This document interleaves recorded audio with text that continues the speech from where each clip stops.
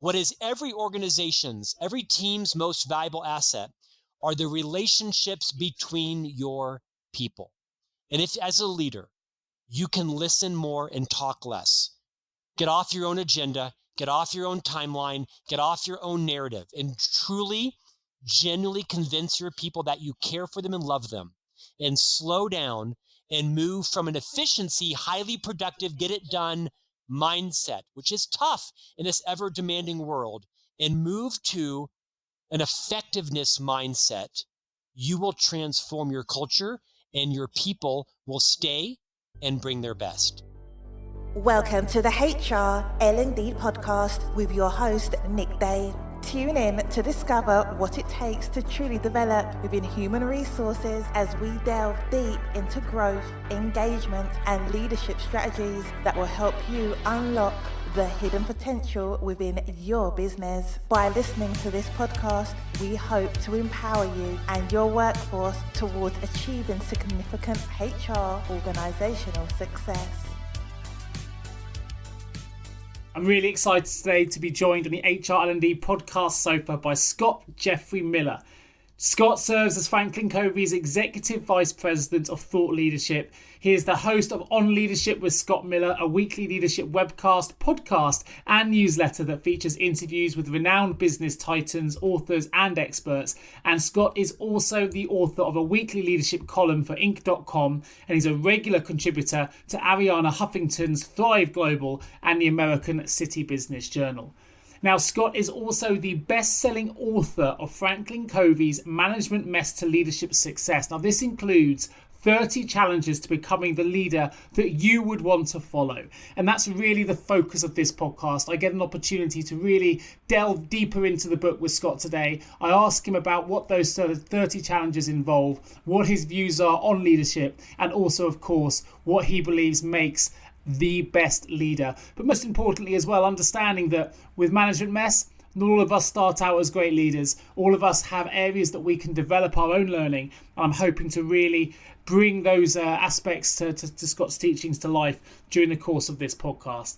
Now, if you're not familiar with Scott, he began his professional career in 1992 with the Disney Development Company as a founding member of the development team that designed the town of Celebration in Florida. Scott now lives in Salt Lake City, Utah, with his wife and 3 young children, and I'm absolutely delighted to welcome him to the podcast today so he can talk to you all about his many, many years of experience in being right at the top of the game when it comes to leadership coaching. Enjoy.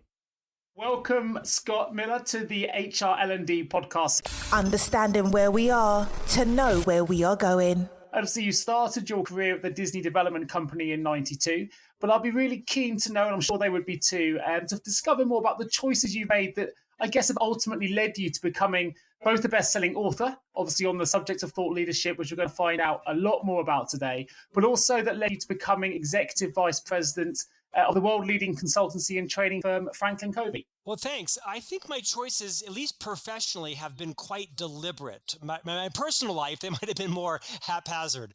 But professionally, I always was a fairly good linear thinker. I knew that I wanted to probably be in the C-suite at some point. I wasn't sure that was the CEO or the CMO. I'm quite sure it was never the CFO, but I knew that I needed to probably have some sales experience, some sales leadership experience. I needed to have some supply chain, marketing, international. So I was quite deliberate on planning my career in about 3 to 5 year tranches. So I spent 4 years with the Disney company, which is an amazing adventure. I'm actually from Orlando, Florida.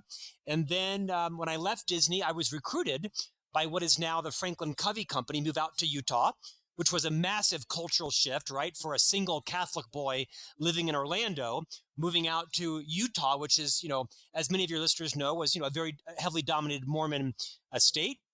It was a wonderful journey out here and joined the FranklinCovey company, moved up pretty rapidly in the organization from sales to sales leader to general manager to vice president to executive vice president and chief marketing officer, which is a role that I held for 8 years. And then about a year and a half ago, stepped aside from that day-to-day operational function and became the executive vice president of thought leadership, where my job now is to speak and write and hopefully join podcasts like your own.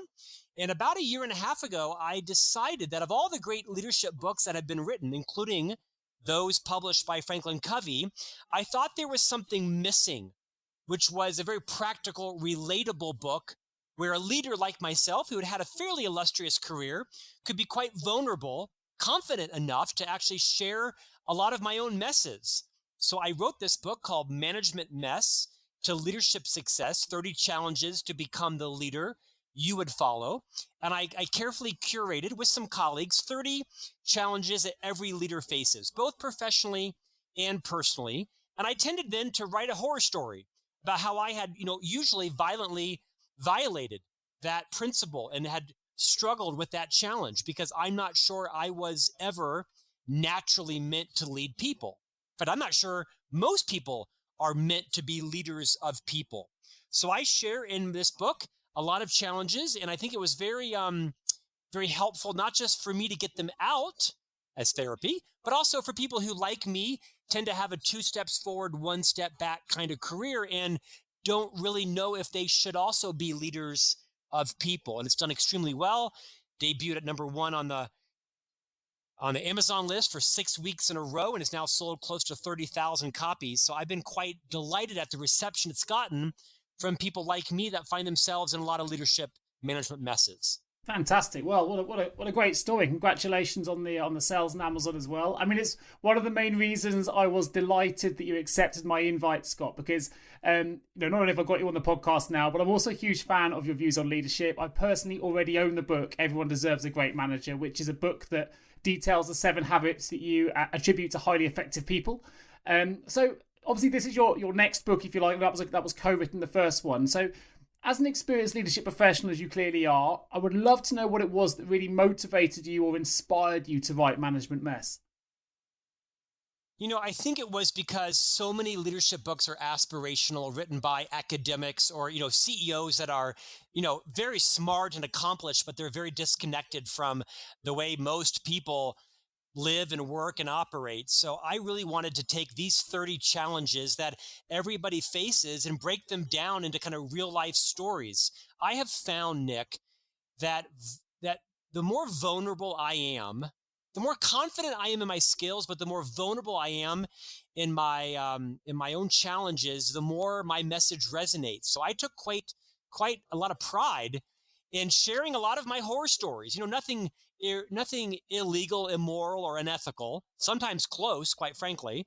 But I just really felt like if I could, as a executive officer in a world-renowned leadership development firm, really be relatable and talk about how hard it's been for me, that I could impact, I hope, millions of lives from the podcast and keynotes and in the books that I'm giving. In fact, the book has done so well that the publisher has ordered a 7-volume series in the mess to success genre. So right now I'm writing marketing mess to brand success. I'm going to be then writing job mess to career success, communication mess to influence success, parenting mess to launch success. So in the next 5 years, I'm going to have 6 or 7 books in this whole genre because I think most of us learn more from our messes than we do from our successes. And there's great power and currency in that. No, I totally agree. Congratulations again. That sounds like a really exciting series. You're going to be incredibly busy. So, as an experienced leadership professional, I would love to know then, is it your experiences in leadership that this book is based on, or is it more about the experiences then from the leaders that you've coached? Because obviously you just mentioned there that you teach better when it's something that directly happened to you, but obviously you've coached loads of leaders as well. So are some of those stories involved in this book?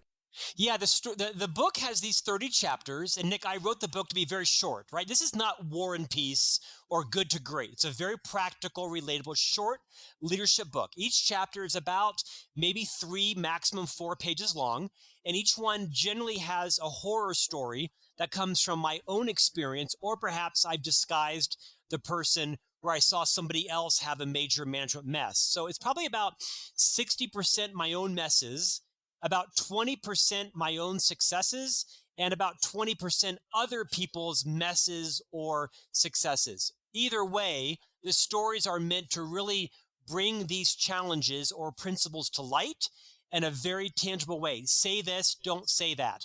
Do this, don't do that. I hope that through my and other people's stories, and I've masqueraded them to keep people's, identities, sacred if needed. I really thought that I could short circuit other people's leadership journeys by just sharing some of the things that I fell into that no doubt the reader is going to face or has faced as well. And all of it is based on FranklinCovey's content. The stories are unique to me generally, but it's all grounded in the principles taught by the FranklinCovey Company. Fantastic. Now, here on the HR L&D podcast, for those regular listeners that are with me, you'll all know that I'm really keen on helping my listeners to become better leaders. So, again, perfect guest for me today and having you on board, Scott Miller. But I personally don't think there's enough leadership training taking place within organisations, which often means that leaders are often found to be the scapegoats for commercial problems. So, do you think this is really rooted in the fact that there isn't enough training given to those leaders in the first place? And in your view, who do you think should be reading this book? Nick, you've hit it right on. The Harvard Business Review published a statistic recently that said that the average age that someone is promoted into their first management position is age 30, but that the average age they receive their first formal leadership training isn't until 42.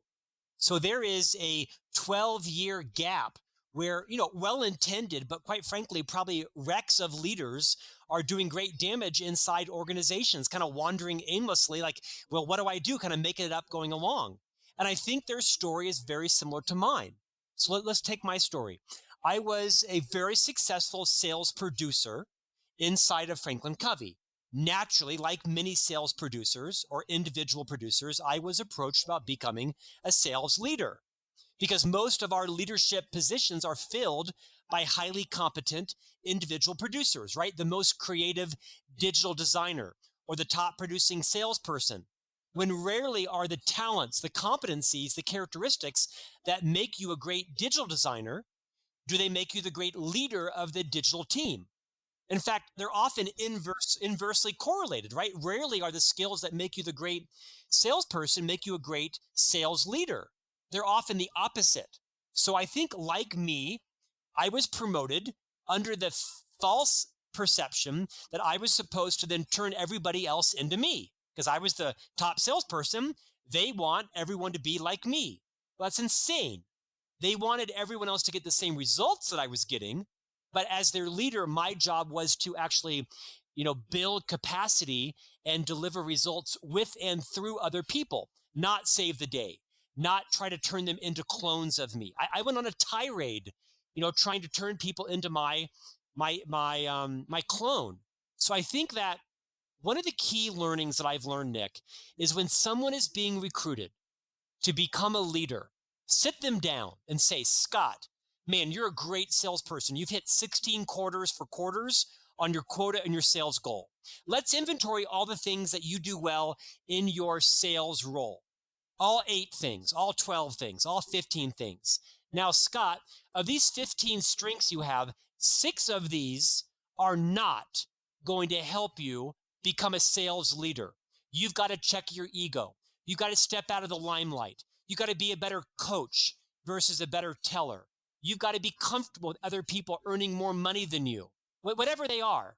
If someone had sat me down and said, Scott, stop doing these 4 or 5 things, and here are 5 or 6 or 7 new competencies that you're going to need to learn, not overnight, but over time to become an effective leader, I would have been a better leader. No one told me that. Or if they did, I was too arrogant or too young or not self-aware enough to actually listen. But I think that subtle difference is when you are considering promoting somebody into a leadership role, talk about the good as well as the bad, because most people take these roles because they're lured into wanting to earn more money, be more influential. God forbid, if you don't become the leader, Tom down the hall who you can't stand will become your boss next week. I think people take the roles for the wrong reasons, and they need to understand that leadership can be unrelenting and unrewarding in the short term and very validating, exceptionally rewarding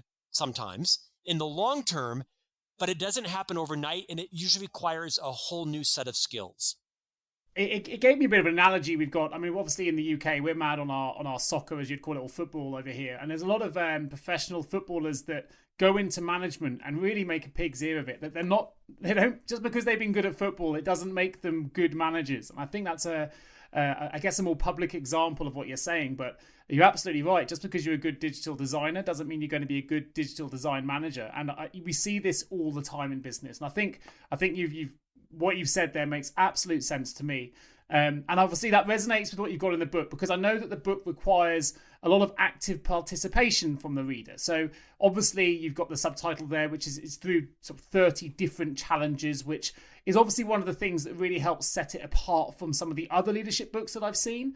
And obviously you very kindly sent me a copy of your book, so I've had a good look through it as well. I've seen some of the challenges.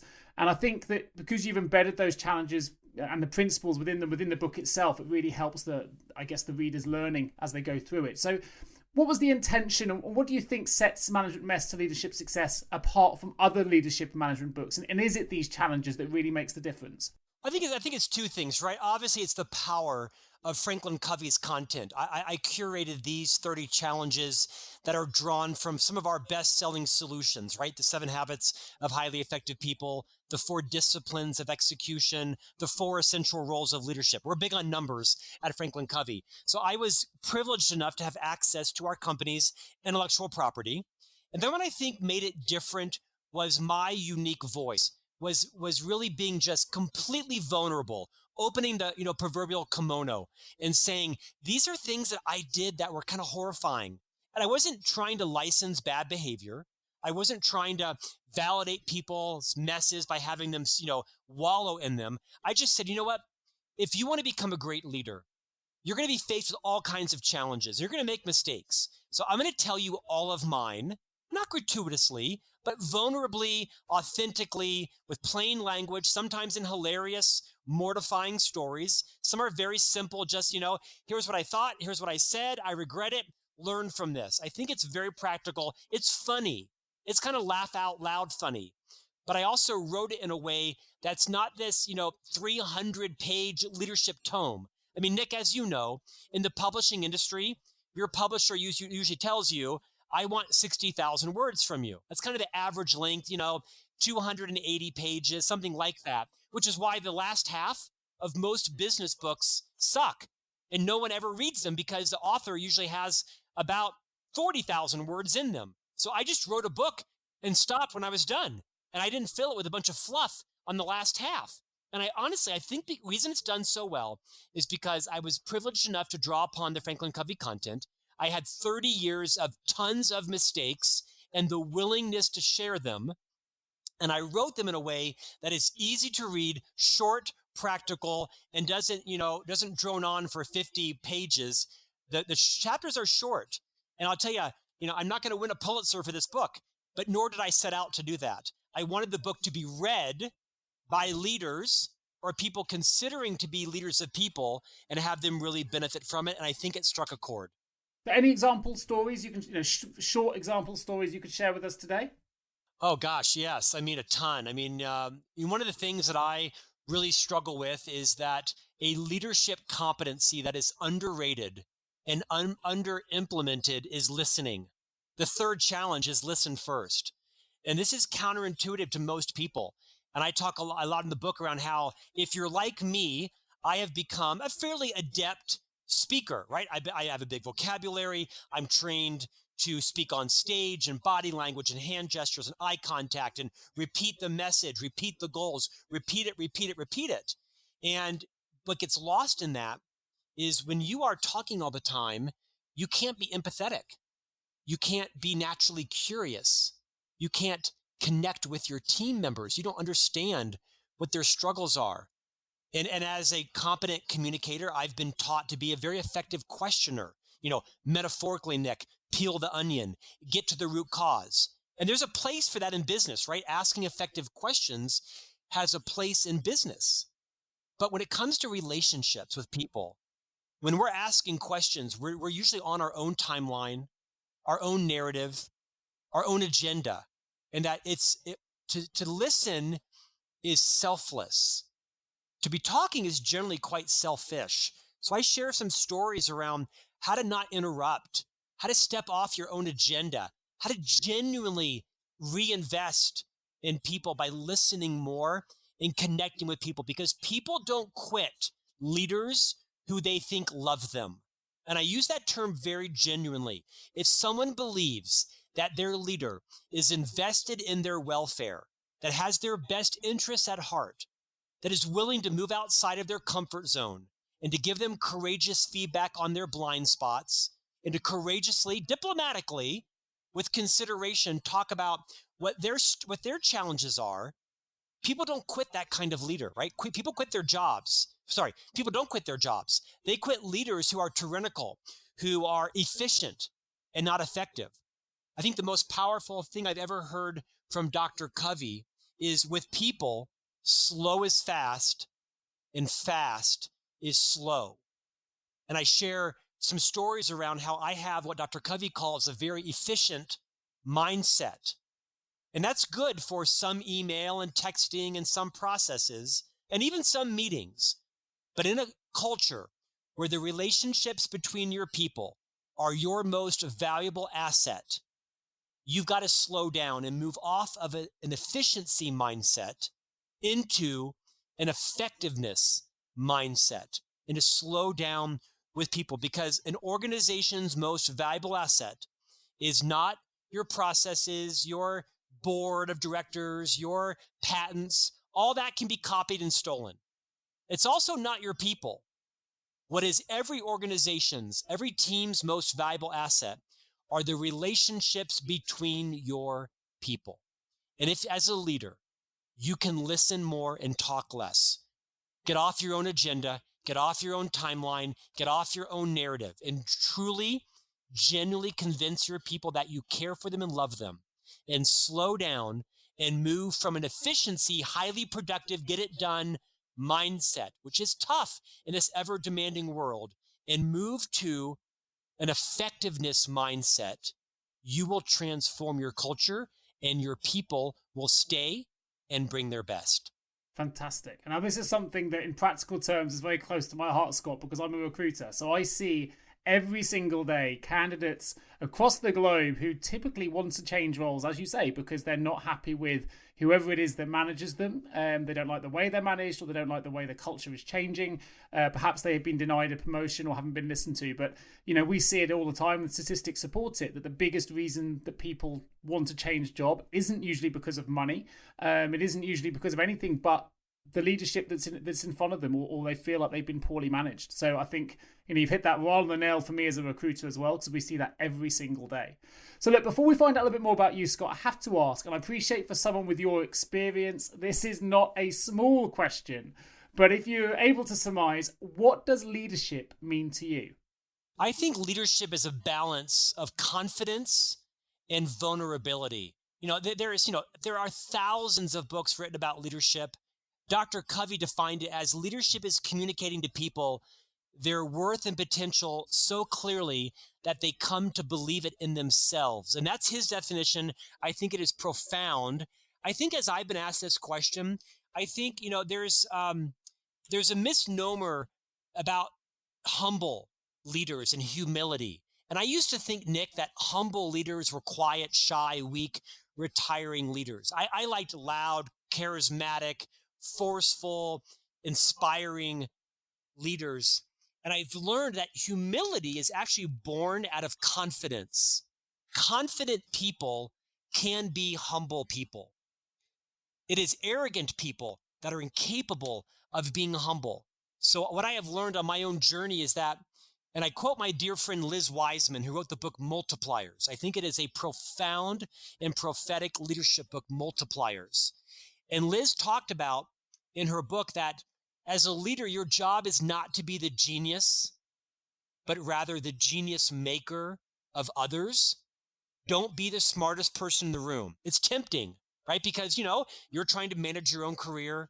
You're trying to be, the smartest, the best, the most educated, when in fact, that's not what the company needs from you. The company needs from you as a leader to recruit and retain the finest talent possible, including if they're smarter than you are. So as a leader, to define leadership, I would say it is not to be the smartest person in the room.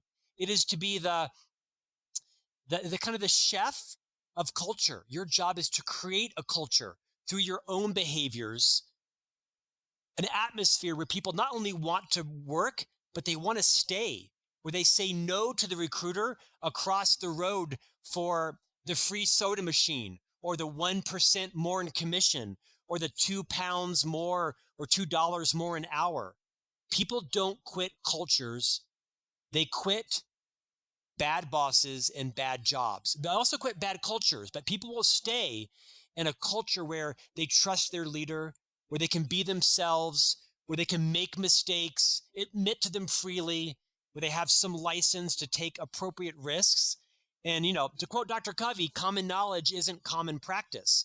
These are all hypothetical, phrases on this webcast. But if someone reads this book, Management Mess to Leadership Success, and you just read it one day for 30 days or once a week for 30 weeks and practice each one of these challenges, you will become a palpably more effective leader in 30 days or in 30 weeks, whichever you choose. Excellent. I have to say, I'm doing some study at the moment in professional consulting, and one of the things that's come through from that, and also from my own experience, is when you can rely on mission statements and mission values with leadership behaviors and leadership values, that's when you kind of have the utopia, right? And if you can get everything aligned together and everyone inspired in the same common vision, then you can really make positive change happen. So I totally agree, and always try and recruit someone better than yourself, right? That's something that we try and preach every day in what we do here at JGA HR Recruitment. So you should never be fearful of having someone in who can do a better job, because that's what allows growth to happen. So fantastic summary there, Scott. Thank you ever so much. Well, listen, we're going to find out a little bit more about you. Time to find out more about you. How do you relax in your downtime? I'm not sure there's a lot of relaxing or downtown going on in my life. Nick, I've got 3 young boys, 5, 7, and 9. So my first and primary role in life is as dad. My second role in life is as husband. My third role is writing, speaking, authoring, and that kind of stuff. So there are seasons in our life where we have, intense times and relaxation time. My 30s were my downtime. I didn't get married till I was 41. So I had a lot of relaxation and downtime in my 30s. But right now I'm kind of in a season of focusing on my purpose in life, which is dad and spouse and writer and speaker. So I'll be honest, not a lot of relaxation going on. No, it sounds like it when you've got 8 more books to go as well. Well, listen, I guess something that might be quite useful for you right now was if you had a superpower, because without the stuff you've got on your plate, it's something that would probably come in handy. So if you could be given any superpower, what would it be and why? Goodness, I did not see that coming. I think it would be empathy.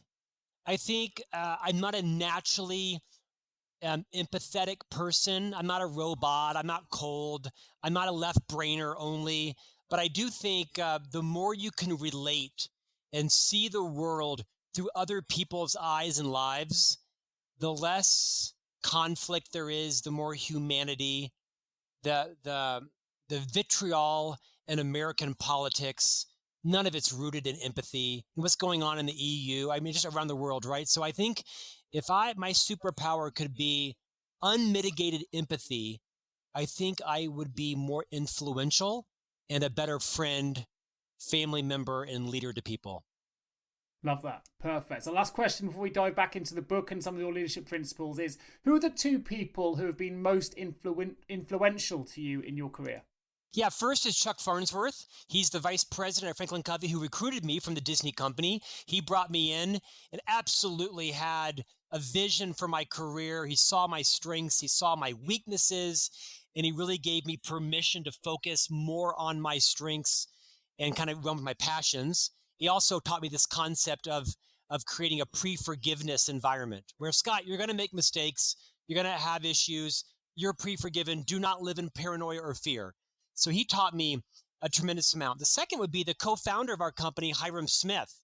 Dr. Covey gets most of the fame and credit. It was Hiram Smith who invented the Franklin Planner and the Franklin planning process. And he had a profound impact on me in the following way. Dr. Covey popularized this notion of a personal mission statement. And believe it or not, the personal mission statement is the most trafficked website of all of FranklinCovey's web properties. But it never worked for me because, I was, like I said, single till I was 41. If you would have asked me in my 30s, what was my mission? I would have said, I have no idea. I don't know. Drink more champagne, go to Italy more. I have no idea what my mission is. I'm single. I have no idea. But it was Hiram Smith that taught me the power of understanding your values. And I heard Hiram give a speech once where he talked about his values and he named them out. And I went home, Nick, and I spent literally several weeks kind of working through a bunch of different adjectives. What do I really value in life? And I finally wrote them down and I formed an acronym, PhilPal, PhilPal, PhilPal. Purpose, health, integrity, loyalty, positivity, abundance, and learning. And I wrote down my values because of Hiram Smith. And to this day, 18 years later, I can in any conversation tell you what my values are, why they are. And by knowing my values, when I'm at conflict with somebody else, I'll realize, now I know why I'm upset with you, because loyalty isn't one of your values. You're not being loyal to me. But that's okay because I can't put my values on top of you. So when I got very clear on what my values were, memorized them, rank ordered them, first one, is purpose.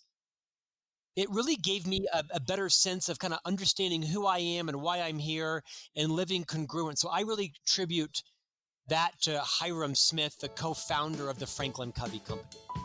Have you ever asked yourself, how can any recruiter understand my HR recruitment challenges? Please don't give up on your hiring challenges just yet. Here at JGA HR Recruitment, we appreciate the difficulties associated with attracting, recruiting and retaining top human resources talent. We also understand just how costly a poor hire can be.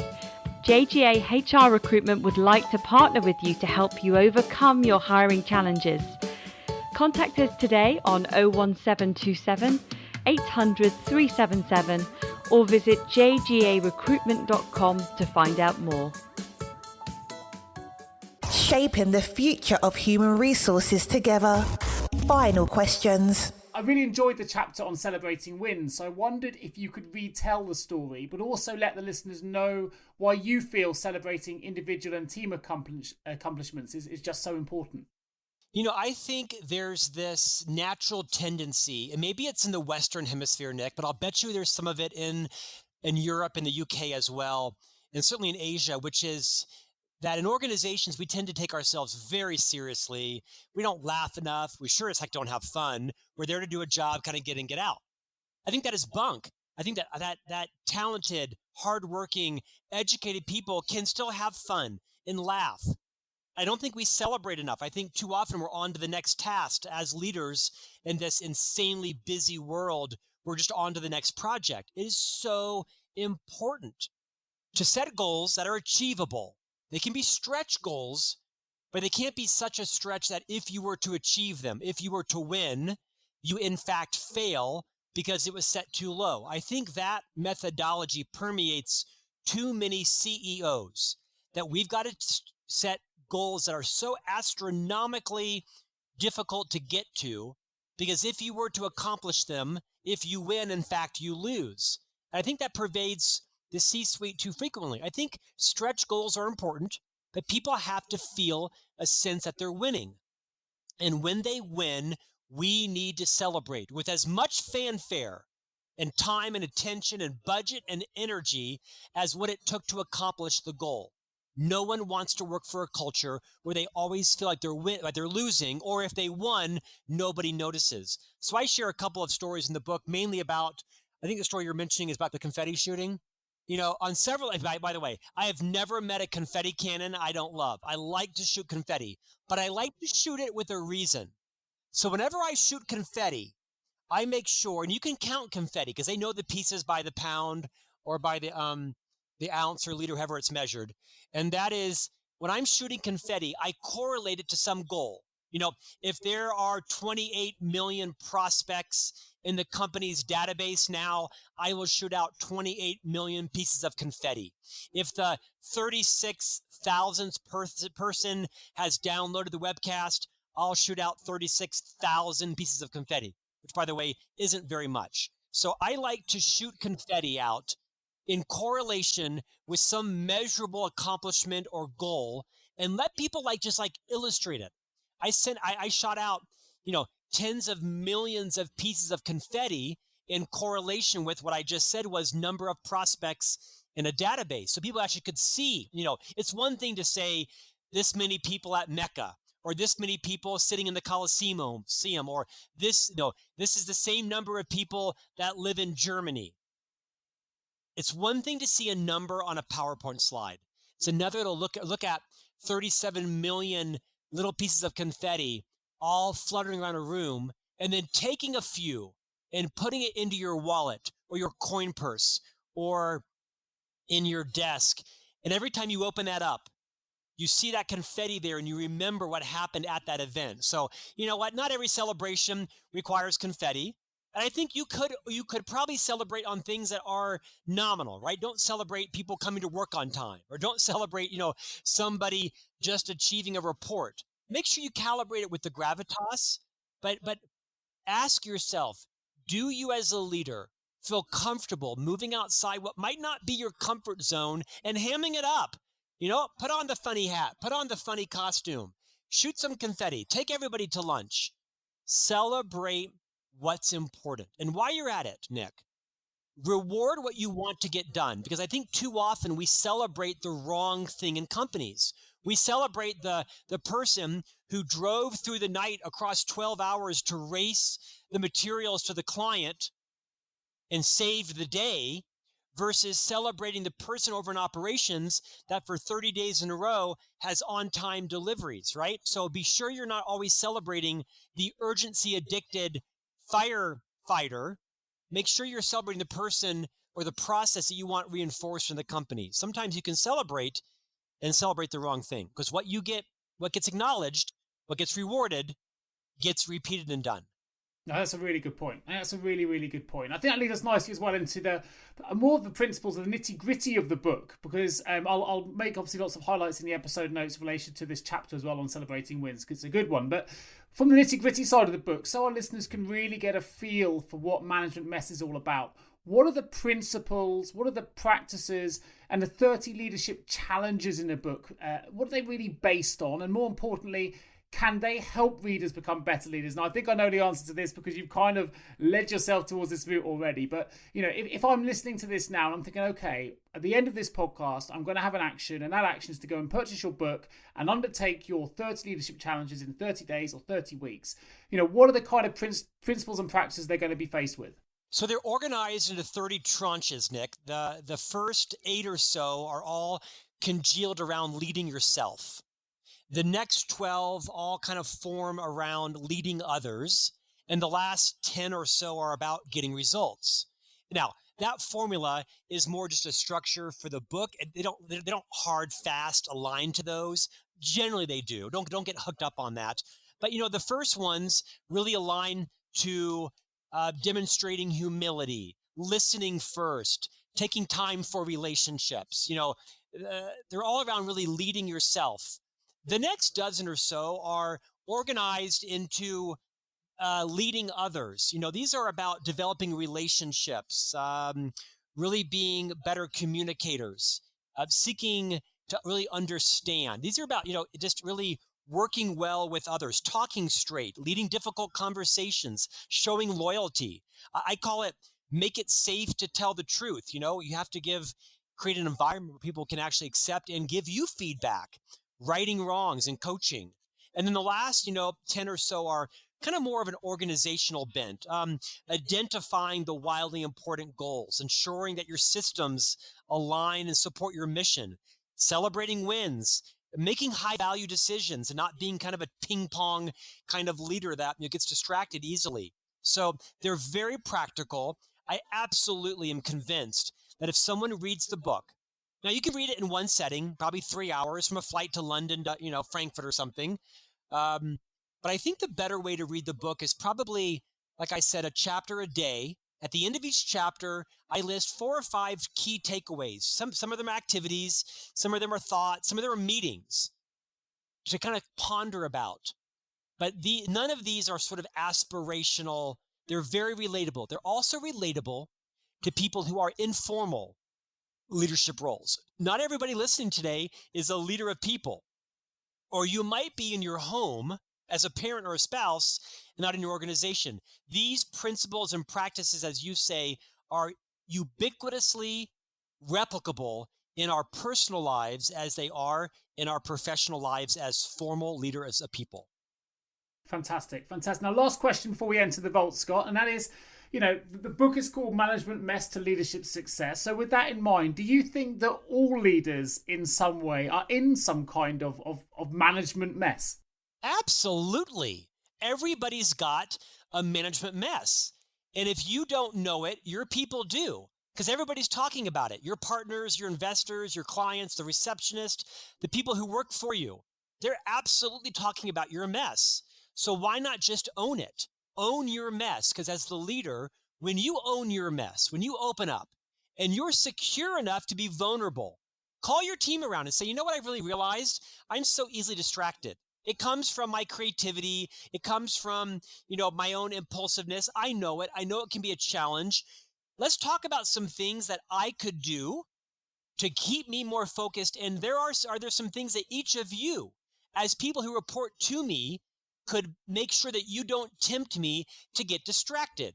Now, the good news is when I am distracted, it helps to create new ideas, but nobody here wants to be working on all 15 of my quote, brilliant ideas. I think when leaders can become self-aware, own their messes, talk about them freely, that creates an environment.